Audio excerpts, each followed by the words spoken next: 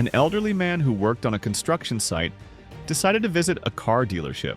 He needed a vehicle to help with his work at the construction sites. Since he had just finished his shift, he was still wearing his dusty and stained clothes. As soon as he entered the dealership, he noticed that he wasn't well received. The salesman, showing little interest, briefly presented one or two models, but without any real enthusiasm to make a sale. Disheartened and feeling like he had wasted his time, the man left empty-handed.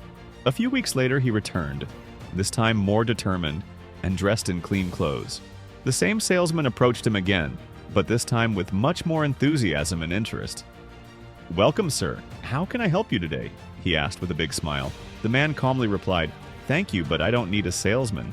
Confused, the salesman asked, "What do you mean? Didn't you come to buy a car?" The man looked him in the eye and asked, "Don't you remember me? I was here a few weeks ago. That day my clothes were dirty, and I believe that's why I wasn't treated well."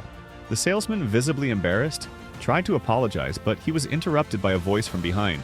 "Mr. Anicio, how are you doing? All good?" It was the dealership owner who joined the conversation with a big smile. "Your new truck is washed and ready for you to take home." The salesman was stunned. Mr. Anicio smiled and humbly replied, "I'm ready to pick up my truck.